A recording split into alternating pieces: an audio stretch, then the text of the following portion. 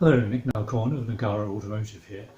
Today I'm going to talk about the NG Midget 1500 Continental Prototype engine. Now, a lot of people think about doing engine swaps to get more power, to make the car drive in a more modern way.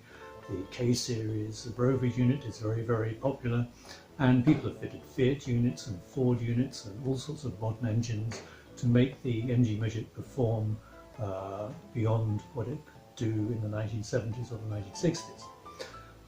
But I decided to keep the original engine, partly for aesthetic reasons, but also because it's kind of nice to be able to feel that the car is, though not original, has some aspects of originality that can give it its character.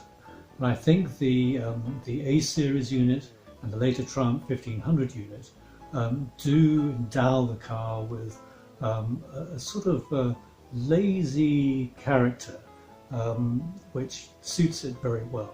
Now, it's a 1500 unit. They're not known for being hugely tunable. The Triumph engine was used in the Spitfire successfully and many other British Leyland products.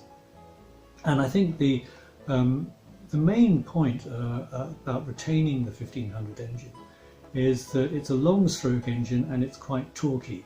Now, if I was going to be producing a car for racing or for sprints or for high performance, then I don't think I'd be going this route. But in fact, the midget that I'm making is a touring car. And by that I mean in the old-fashioned sense, not the racing sense. It's for long distance travel. In terms of the modifications, the crank has been ground and balanced. I've done a lot of work on the connecting rods. The cylinder head has had quite a lot of work. Larger valves, double valve springs which are improved. Larger inlet valves. I've kept the same carburation, but I've made modifications to the inlet to the mouth of the SU carbs. Another point of contention amongst MG people and Triumph people is whether you should keep the old SU carburetors. What applies to the Triumph 1500 unit also applies pretty much to the A-series engine. And if you look at the wonderful book made by David Vizard on tuning the A-series engine, then you come to the conclusion that if you're going racing, you might want to fit some Weber carburetors or Reese fish or something like that.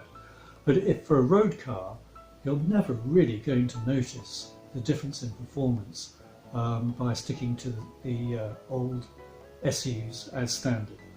Now, they flow pretty well. The maximum horsepower for the SUs as fitted to the Triumph 1500 unit is probably around about 100 horsepower.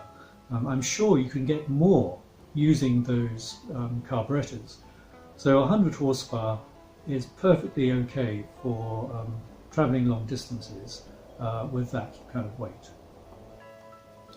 The camshaft is a fast road Kent camshaft with the exhaust manifold sorted, the air intake filtration sorted. I've made my own air box for that.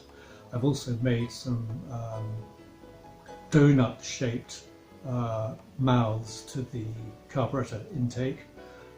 It's got a big air box on it and a remote air filter. Now, the advantages of that are twofold. On the one hand, pretty much all the air filtration systems you can buy for the twin SU setup use the original air filter mounting holes, and that means you have rods going right through your airflow, so the airflow is terrible. Also, the pancake filters that some people fit are very, very tight. So not only have you got the rods going through which disrupt the airflow, the space inside the filter is tiny. So if the filter is doing its job, you're going to get a bit of a pressure drop. Now, the car is not yet on the road. It hasn't been dyno tested, so I have absolutely no idea what the power output is going to be.